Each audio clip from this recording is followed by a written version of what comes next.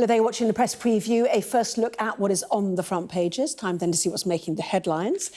With the columnist and broadcaster Steve Richards and the former Conservative Special Advisor Salma Shah. Welcome and lovely to see both of you.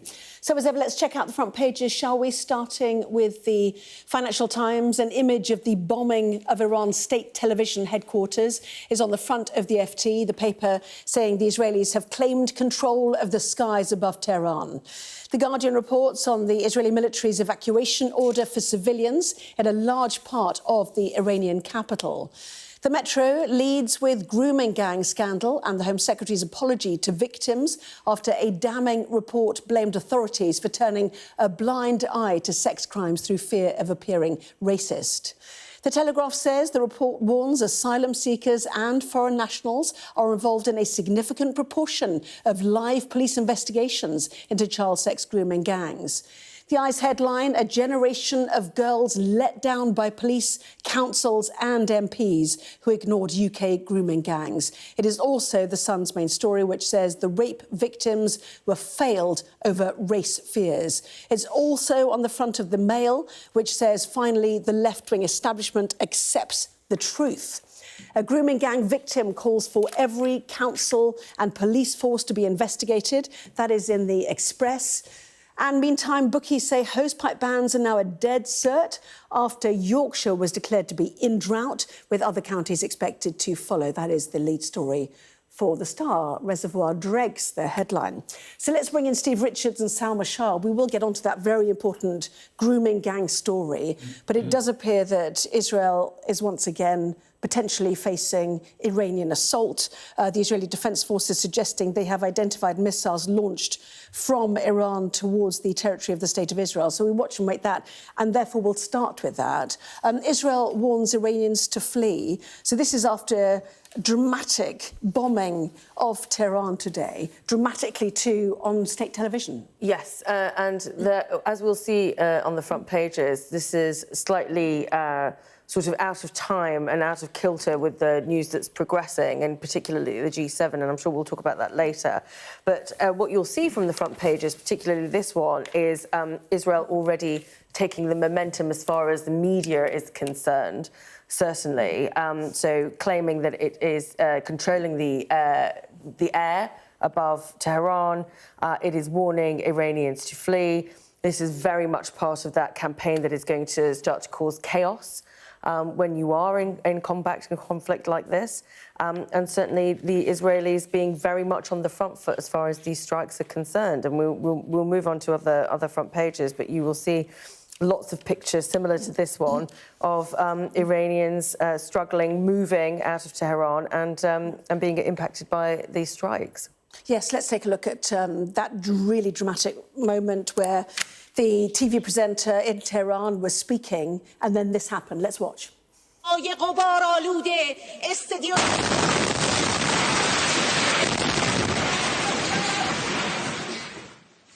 And then subsequently, from the exterior, the building on fire, we know. I mean, the Iranians say this is, this is effectively a war crime, and I've spoken very convincingly, I suppose, for them at the United Nations tonight. But there is an escalation now, is there not? There's a tit-for-tat that continues. We know that at the G7, they want de-escalation.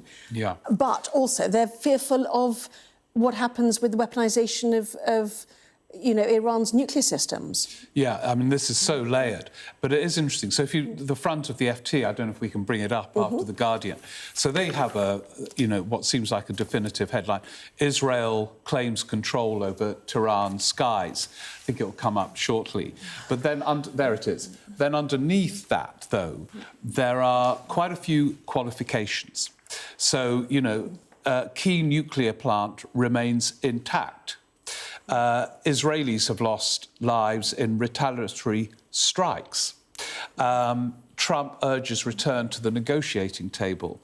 So Netanyahu has started something, but how this is going to end is still far from clear at the moment. And as Salma says, you read the headlines there, well, this is Israel absolutely, or Netanyahu kind of sweeping the board. But there are many qualifications to that assessment. in the news stories on the front pages. Yes, certainly the International Atomic Energy Agency said today that Iran's key nuclear sites have not suffered any further damage since Friday.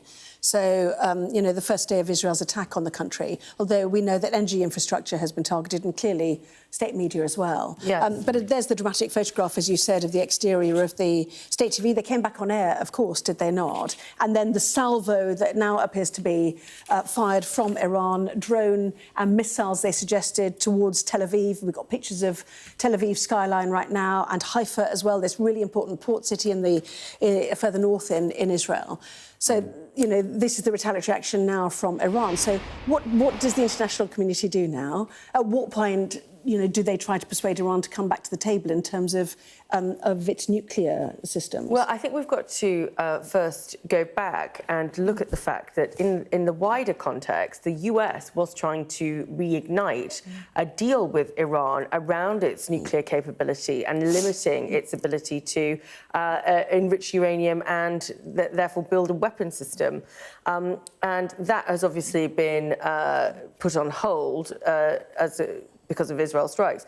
But there is a quote here in the front of the FT, and you've seen it already this evening on Sky, where Donald Trump, the President of the United States, is talking about Iran not doing very well and Israel looking like it's winning. So in terms of the international community, they are going to be very much led by what the US does, because they are the big force and the big power that might have some impact on the way that this turns out. They're in the middle of negotiating something with Iran, but they will not, it seems, leave their ally Israel. Seems like the alert has now ended for now in Israel. The Home Front Command, which is, the organisation that sends people to their bunkers effectively, following the situational assessment, the Home Front Command published that it is now permitted to leave protected spaces in all areas across the country. The public is requested to continue to follow the instructions of the Home Front Command, done obviously to save lives in Israel. So for now, the alert appears to be over. What comes later, we don't know. Suggestions. There will be more alerts. I mean, Netanyahu said, his whole objective is to make Israel more secure. He said that in relation to Gaza. It doesn't feel that way to me. But the figure with agency is Trump.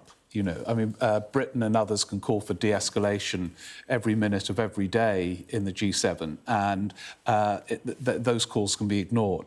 Trump does have agency, and his role so far throughout, including a few minutes ago, as you showed with Starmer, is pretty ambiguous. He says, Iran will get back to the negotiating table, I'm sure. And then, as Summer said, but Israel's winning. Well, if they're going to go back to the negotiating table, it won't be in the context of total defeat, because there'll be nothing to negotiate.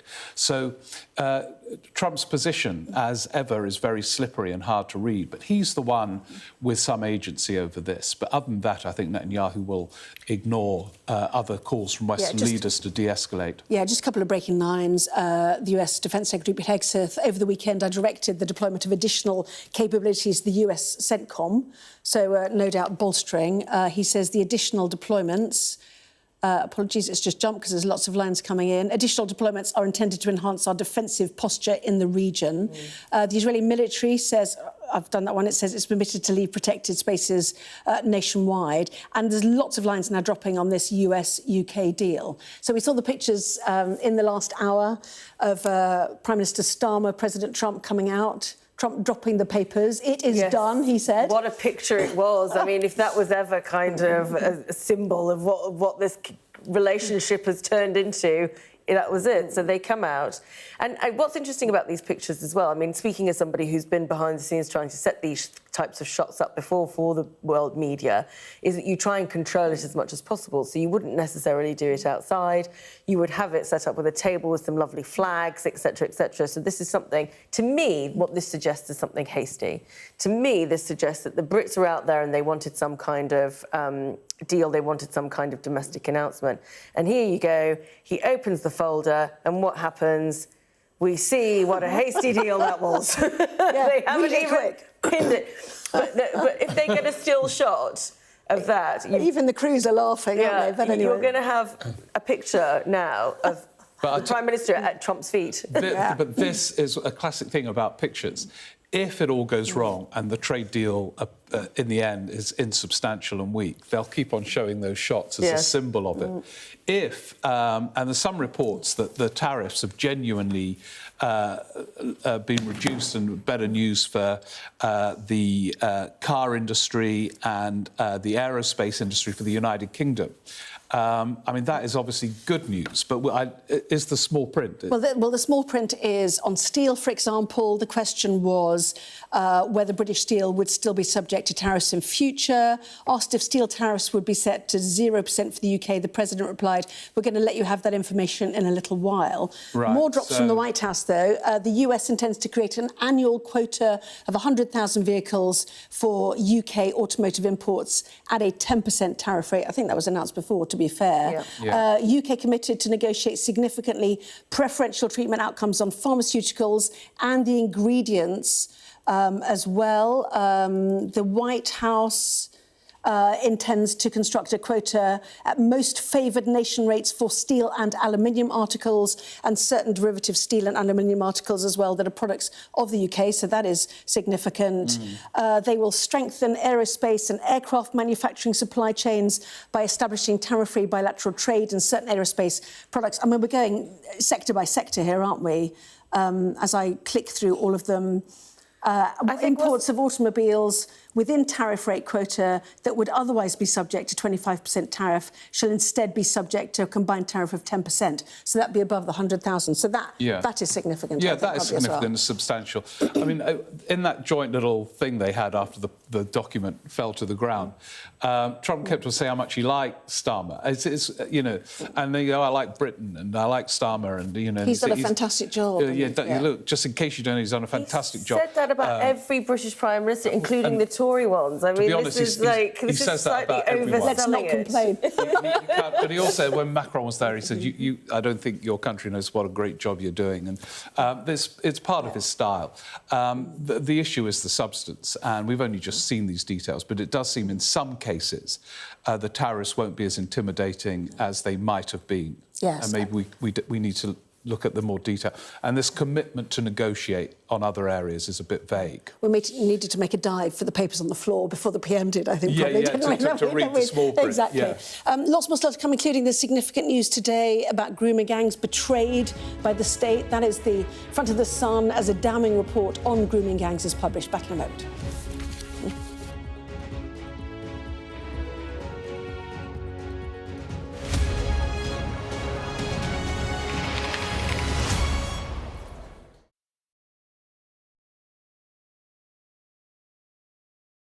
So direct hit on the hospital. Absolutely heavy. All the bays are full and they're all gunshot wounds. Absolute carnage here. We hear a lot about the dead in this conflict, but there are going to be so many disabled people. We could make a difference here and stop the war, and if we don't, I don't think there will be anything to come back to. What might happen if Russia attacked the UK? This is clearly an enormous show of force. It is definitely out of the ordinary. We ran a war game with former ministers back in the hot seat. Ben Wallace. Amber Rudd. Jack Straw. It's the kind of war game that's genuinely tested inside government. The Russians are signalling that there may be an attack. Russia knows our weaknesses, but do you? I'm Deborah Haynes. From Sky News and Tortoise, this is The War Game. Listen wherever you get your podcasts. I saw police being forceful, pushing young men and women to the ground as they made almost 100 arrests. Will the cold affect your voters? Well, we have a lot of tremendous support. What country are you from? The UK. Okay, we don't give a crap about your opinion and your reporting. Why don't you go back to your country where you have a major migrant problem? I'm Martha Kellner and I'm Sky's US correspondent based here in Los Angeles. They are pushing forward, trying to get people to disperse. What Prince Harry wanted to do was to eject me. Is that your opinion? It is. It is. They were serious, coordinated attacks. It's an entire generation that will have to contend with the horrifying impacts of this conflict. The number of patients is increasing. It's been quite some day. Wait, what country are you From the UK. Why don't you go back to your country? You've gone viral. I've ever had such a reaction. It's just incredible. Since the Oval Office meeting, have they reached out to you? If Ukraine asks for help and its allies decide to help, then that's the end of it. Criticism of you, the president, is banned. How is this a fair election? Historic day here today. Beth Rigby from Sky. You said to people, I'm not coming back for more, but you have come back for more. There could be some more painful decisions to come. Thank you. Thank you. We're rolling. Welcome to the world. Our new podcast, starting now. It's very exciting. Every week, we'll be reporting from the world's trouble spots. We get to hold those in positions of power accountable, and we get to ask the questions that the audience, the listeners, want to know about. And that's why it is so important that people tune in, come along for the road, come along for the journey. It'll be fun. I'm Stephen Murphy, and I'm Sky's Ireland correspondent based here in Dublin. The waters of Ireland and Britain should be home to great white sharks. If there are great white sharks in this area, there's no reason they wouldn't come here to feed. It's basically a buffet on a beach. This could be not only a record-breaking storm, but potentially the most dangerous storm ever to hit Ireland.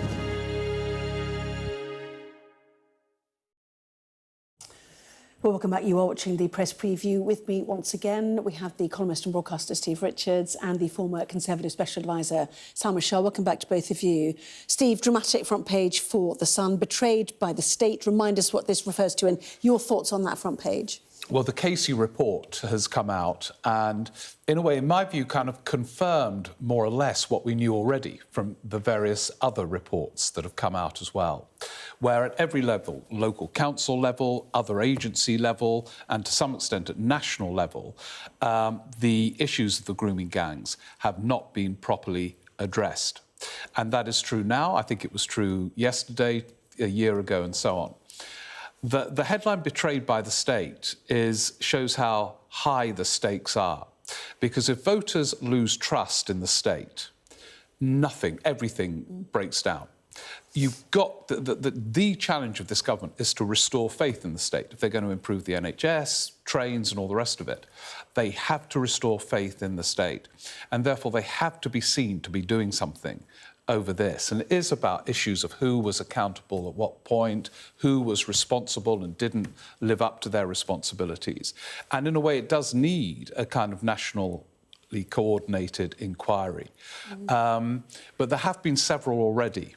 And it's not entirely clear to me that this one uncovers dramatic new evidence from what we had already, beyond this sense that the issue wasn't properly addressed. Now, whether that was because of the issue that, as one paper put it, the liberal establishment wouldn't acknowledge the guilty people in here, maybe that's part of it, but I think it's a much wider issue of who was taking responsibility at a council level and in other areas as well. And all this needs to be sorted out, not just on this issue, but in all kinds of other areas of public life. Yeah, there's two issues here. That's why the here. stakes are so high. One is whether or not the perpetrators were identified, and secondly, how young girls were treated as adults, not treated as people who have been groomed and sexually exploited.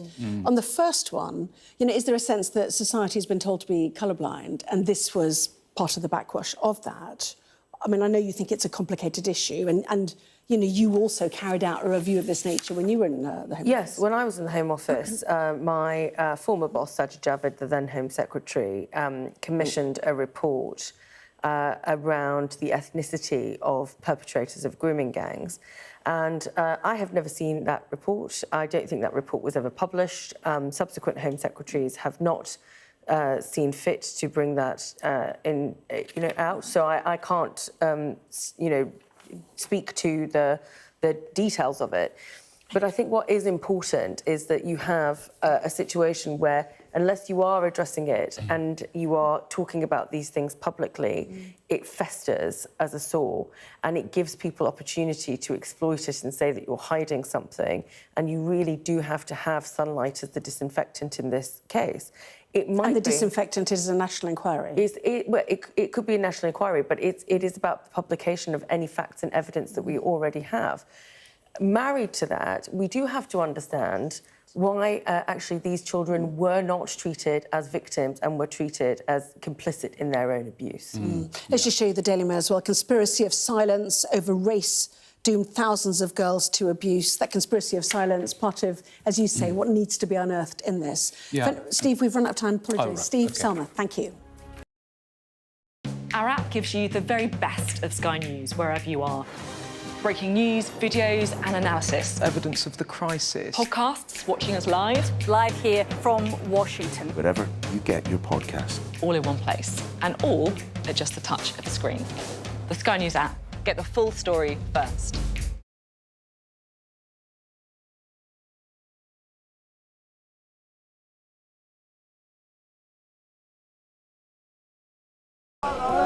Turkey is burying its dead. Whole families died in this collapse. Generations wiped out. I'm Siobhan Robbins, Sky's Europe correspondent based here in Berlin. This is just a small sample of the deadly arsenal taken off the streets. Anyone could say, I'll do that, and then have to go and shoot someone. Yes. Sky News. Get the full story first.